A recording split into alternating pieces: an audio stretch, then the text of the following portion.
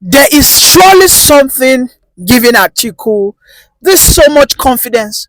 Why it feels that within the time of the South, that he will go in there and break that agreement that is sacrosanct. This has made me come to a conclusion, and this is not a conspiracy, that there is an alleged deal between Tinubu and Atiku. Within the period of 2023 and 2025, Tinubu has not taken a jab using the federal might to attack Atiku. It is not because Atiku is a northerner. It is not because Atiku has not said or done things that warrants Tinubu to use his federal might to winch hunt Atiku. Meanwhile, we know what they've done to Peter Obi. They have forged Peter Obi's international passport, trying to put him in trouble in United Kingdom.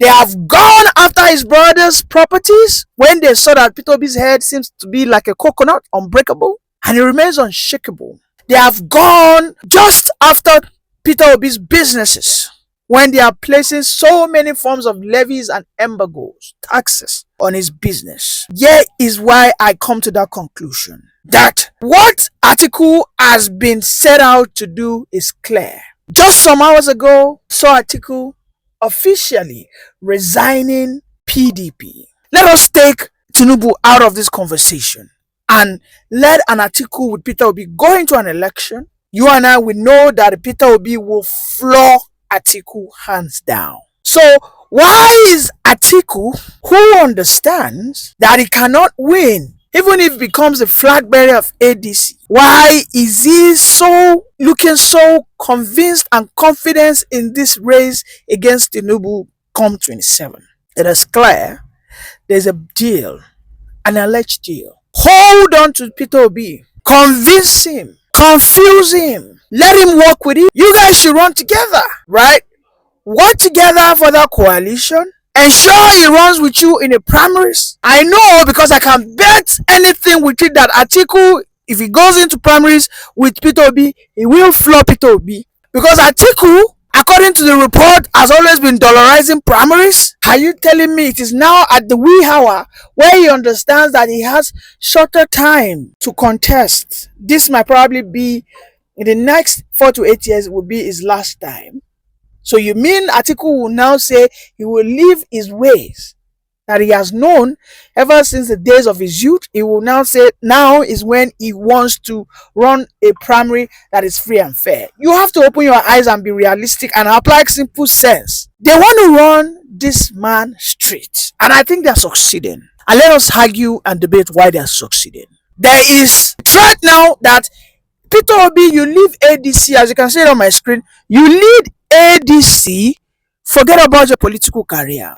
They are saying that the ADC will even work against a Peter Obi, that a Peter Obi is against battling or unseating Tinubu. I have always said that the ADC cannot continue to be sounding like a record produced by the northern oligarchs, because that's what they do. They keep threatening Obi. They keep telling Obi it's not enough to enjoy what we call a consensus. They keep saying that Obi must run a primaries. Now that it got to the turn of the Southeast, since 1999, we've never had a southern easterner that have had a chance like Obi. The same thing that Atiku did in PDP. He gave an excuse. He said he was lying against Wike, blah, blah, blah. So if Wike cannot step down, then he must run. Let us go to primaries. And then we know what happened. He vowed, he promised, Wike, don't worry, let us go to the primaries. I know it is none of the South. However, that primaries will ensure that I hope Obi will not act naive. Obi cannot tell me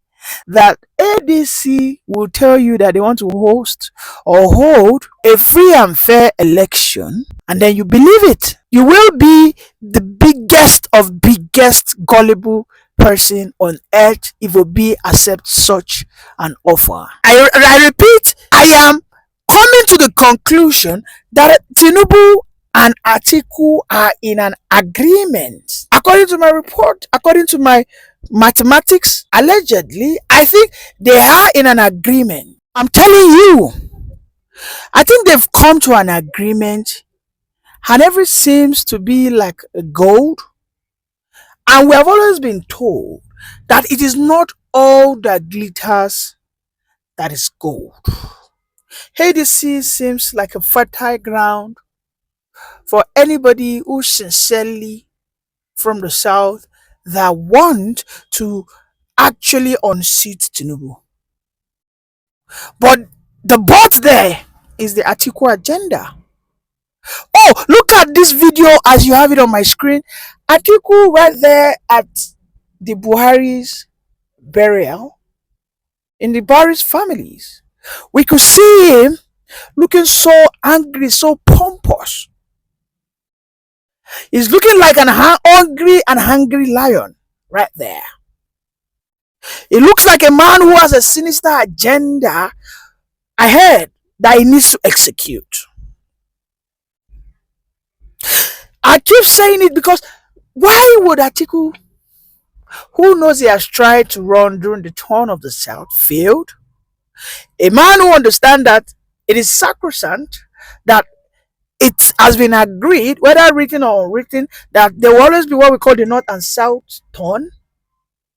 A man who is a little bit closer to 80, who understands that Nigeria is heavily and intensely tribalized, right, will insist that he is not stepping down.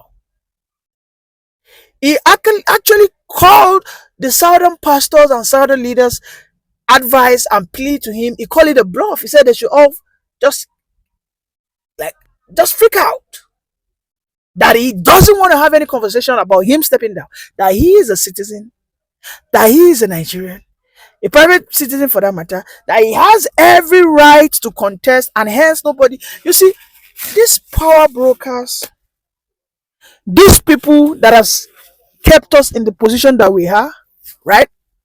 They will scheme everything and anything possible. They will act drama, write script, play all this action movie for us, and it will look almost real. But they actually have people who are heavily being paid that write moves, every political moves they should take. Yes. Don't forget that Tinubu used the likes of Daniel Buala, he used the likes of Reno Mokre, he used the likes of so many people who went to the Atiku's camp in 2020 to 2023 to actually spy. They were moles. They worked with Atiku, but they were all actually working for Tinubu. And here we are today. Here we are today that Atiku lost all these people back to Tinubu. I want you to follow me closely. This is not a conspiracy. In Nigeria, there's what they say. There is nothing that cannot happen in Nigeria. Are you telling me a country where thugs protect policemen? Is that what you want to tell me? A country where Nigerian armies and police negotiate with bandits? A country where governors go into negotiations begging bandits? Or you mean an Atiku cannot or might not allegedly, reportedly, or conspire that I know that there's nothing I can actually do come 2027. And if Obi probably goes there, he might perform, and Nigerians might want to have him extend beyond 2031. And so let me agree with Tinubu. I will work against Obi, but Obi will not himself see it. Obi will be with me in ADC.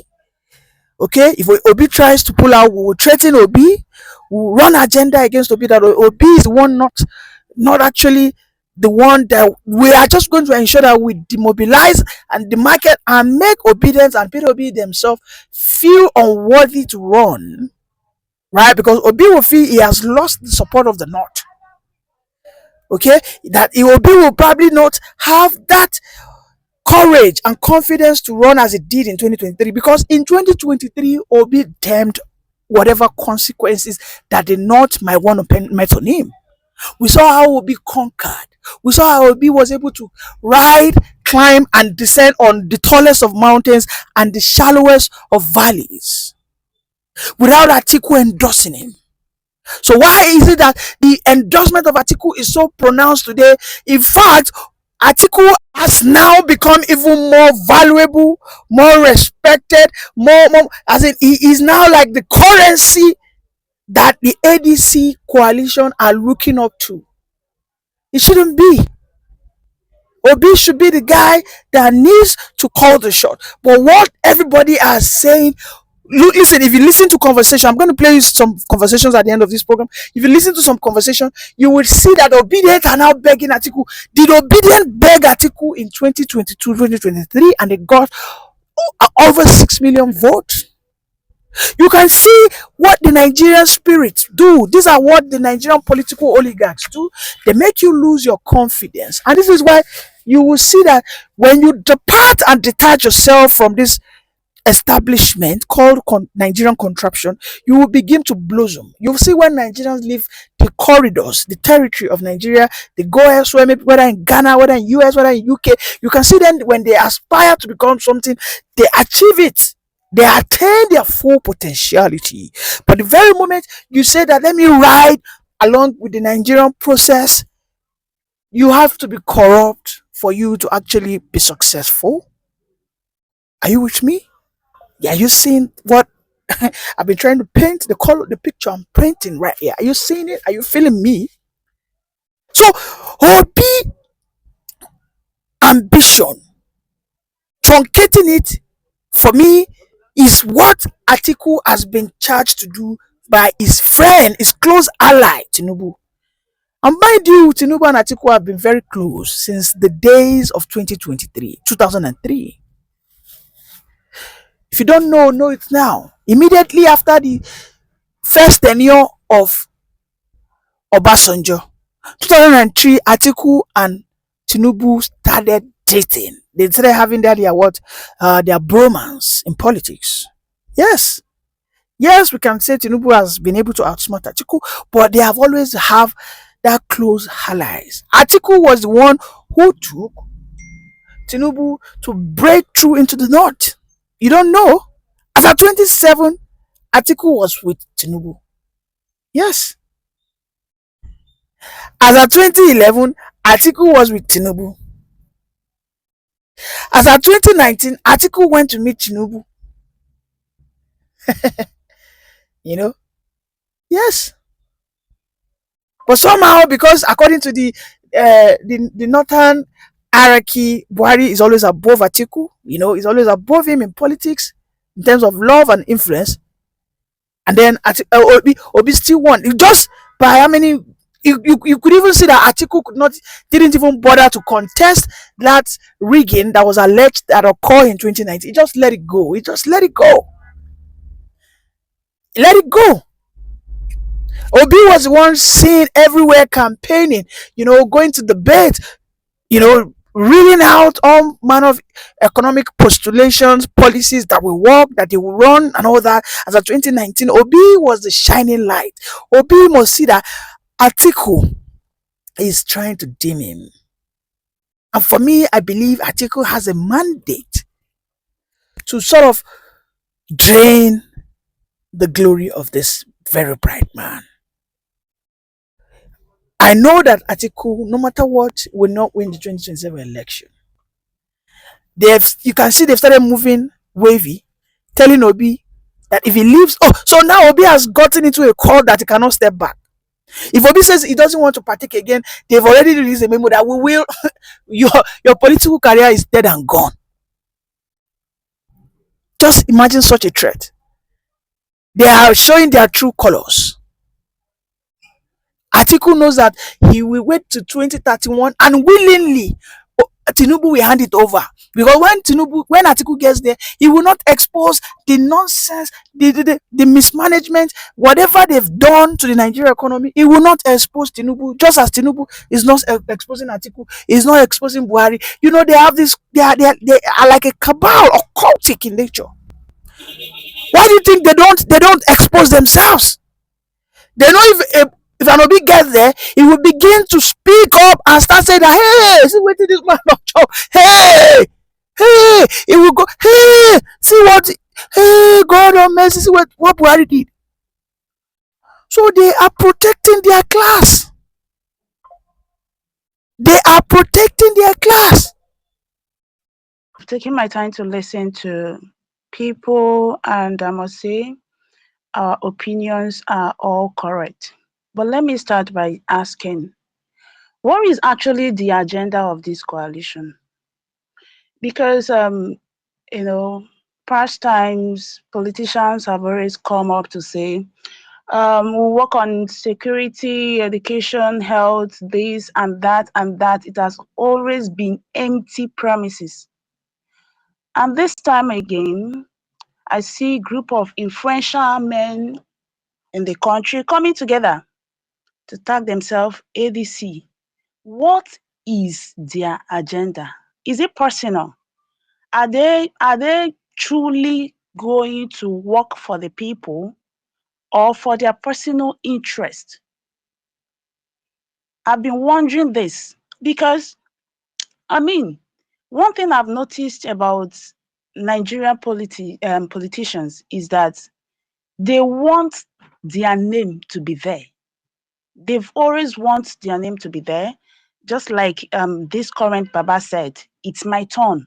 So, because I wonder why Daddy Abubakar, Atiku Abubakar, I've studied, I've read about him, I've um I've researched, and I can't say he's a bad person, but I can say he's a politician in Nigeria. And we all know, if we can be truthful, all politicians in Nigeria are never truthful.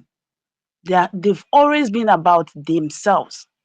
None of them, no, they will pretend that they have the people at heart, like they want to, help the people. But at the end of the day, these men just want their name to be heard. Because tell me why that the article would contest for presidential election for 6 times, 6 good times. Man, you failed the first time, 1993, 1999, 2007, 2011, and you're still coming up until now. That man is 78 years. So I heard people saying they are men of influence. If APC should repeat what they've done in 2023, these people are the people that will stand up and speak up and do something. Then, if that is the case, if they actually have the people, that is Nigerians at heart, then they should give the younger generation the opportunity and back them up. I love the word when someone said, let the article be the elder statesman. You know, that kind of backup system you have. Your father is this. Then they should direct the younger generation. He mustn't be there. He mustn't be because I tell you, Yeah, round if up. So we have 1 minute, ma. it takes 5 minutes, oh my goodness. No, So it's I five tell minutes. That's 5 minutes, ma. Yeah, that's 5 minutes. you, thank you very much. So I tell you, if that the article had been a president for once, I don't think he will be coming out again. And let me round up by saying this. If this coalition actually have Nigerians at heart and not their individual interest, they should give the younger generation opportunity and they should back them up for a better Nigeria. Thank you very much.